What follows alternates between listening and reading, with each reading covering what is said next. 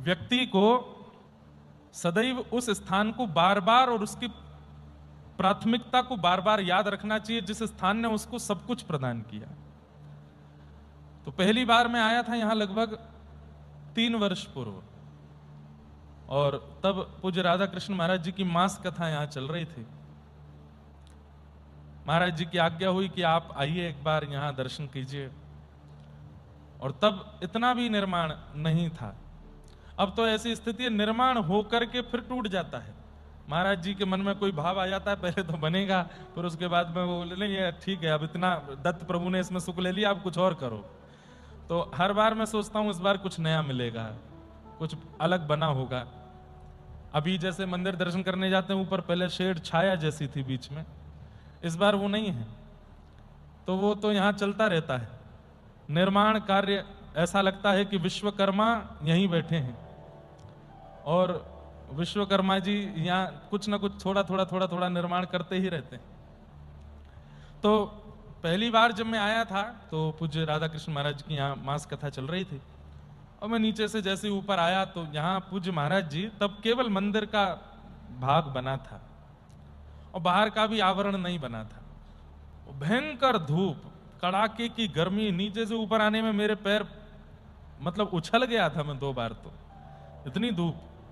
और तब यहाँ संख्या भी ज्यादा नहीं, सब वैदिक ही थे, बाहर के लोग तो गिने चुने 10-12 आते थे कथा में, सब यहाँ के हमारे गुरुजन आदि, उनका परिवार ही रहता था। तो जब मैं आया तो महाराज जी उतनी भरी धूप में परिक्रमा कर रहे थे, संभवतः उस समय पुरुषण चल रहा था महाराज जी का, और मैं महाराज जी को देखूं और पसीना मुझे आवे। परिक्रमा ये कर रहे थे, पसीना मेरे छूट रहे थे। परिक्रमा महाराज जी की चल रही थी और घबराहट मुझे हो रही थी। जैसे ही मैं भीतर गया वहां प्रणाम करके भीतर, तो महाराज जी, राधा कृष्ण महाराज जी बोले क्या लेंगे? मैंने सबसे पहले शिकंजी पिलाओ ठंडी वाली। मैं क्यों? बोले गर्मी बहुत है बाहर। लेकिन दत्तदास महाराज जी को देख करके मुझे और गर्मी लगे आई। वो तो बिल्कुल सहजता में बिल्कुल ऐसे परिक्रमा करे थे, और ऐसा भी नहीं कि कोई बहुत गर्मी है तो जल्दी जल्दी कदम पूरे, नहीं, सहजता, धीमे धीमे परिक्रमा। इतनी भयंकर धूप, यही 2-3 बजे थे दोपहर के। वो प्रथम दर्शन था पूज्य महाराज जी का। और जैसे हमारे अष्ट सखा कहते हैं, भई अब गिरधर सो पहचान।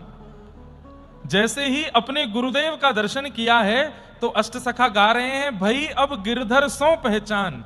गुरुदेव को देखा, लेकिन पहचान किससे हो गई? ठाकुर जी से हो गई। तो जैसे पहली बार महाराज जी को देखा तो पता नहीं क्यों मन में यहाँ की जो व्यवस्थाएं हैं, वो अति व्यवस्थाओं में रहने वाला व्यक्ति तो यहां सहजता से नहीं रह सकता।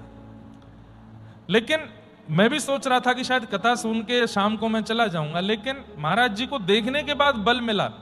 मैंने राधा कृष्ण महाराज जी से कहा यहीं रुकूंगा, यहीं रुके, वहीं कक्ष में रुके, गोदावरी जी का जल पीते थे, नीचे सोते थे। लेकिन यहाँ की सब स्थितियों को देख करके बस मन और जैसे मानो खिंचा चला गया। था मैं दत्त धाम में, पर खींच रहे थे वृंदावन बिहारी। था मैं दत्त धाम में, पर प्रिय लग रहे थे श्री राधारमन लाल। था मैं दत्त धाम में, स्नान कर रहा था गोदावरी जी में, लेकिन रस भर रहा था चित्त में श्री वृंदावन का। आप जितनी भी व्रज लीला सुनते हैं, जितने भी व्रजरस भाव सुनते हैं, ये हमारे अंदर आने प्रारंभ दत्त धाम के बाद ही हुए। यहां अनुष्ठान का, गोदावरी जी का और श्री ठाकुर जी के दर्शन का ये फल मिला कि ठाकुर जी की लीला में, रस लीला में अपनी इच्छा बढ़ने लगी, बोलने की, सुनने की, समझने की, जानने की।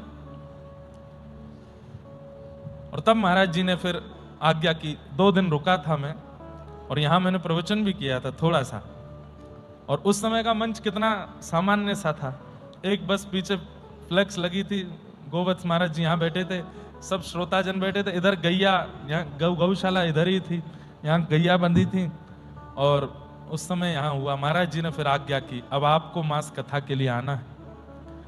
मैंने कहा महाराज जी मैं कैसे रह पाऊंगा? बोले कि वो सब, एक बात याद रखिएगा, लिख लीजिएगा, गुरु आज्ञा नहीं देते, गुरु सामर्थ्य देते हैं। अगर आप उसको आज्ञा मानेंगे तो कभी नहीं कर पाएंगे।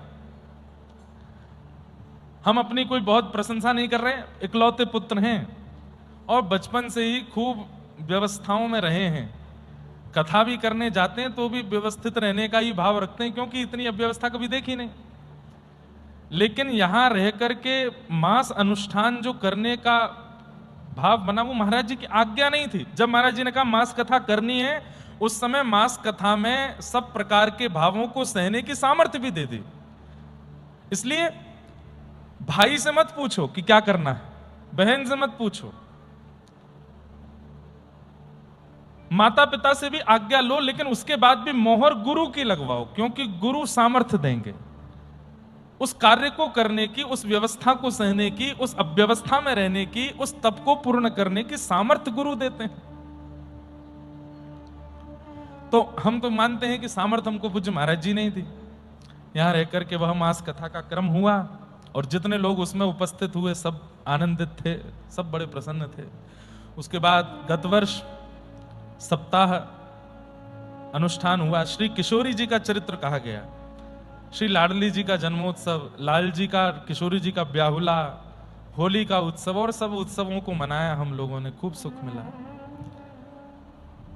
इस वर्ष 15 दिवस की ये कथा कहने के लिए आए हैं और कथा प्रारंभ नहीं हुई उससे पहले महाराज जी ने एक और सामर्थ्य दे दी, इसी वर्ष ही 15 दिन के लिए फिर आना पड़ेगा।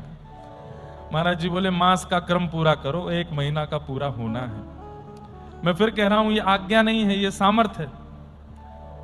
अब या तो जो कथाएं आगे हैं उनसे कह करके कहना पड़ेगा कि भाई अपनी आगे पीछे करो, या फिर वो अपने आप ही फोन करके कह देंगे महाराज जी इस तिथि में हमारा बन नहीं रहा है, कोई और डेट दे दो। तो ऐसा करके कुछ ना कुछ होगा, सामर्थ्य मिल गई है, हो तो कुछ ना कुछ सेटलमेंट जाएगा।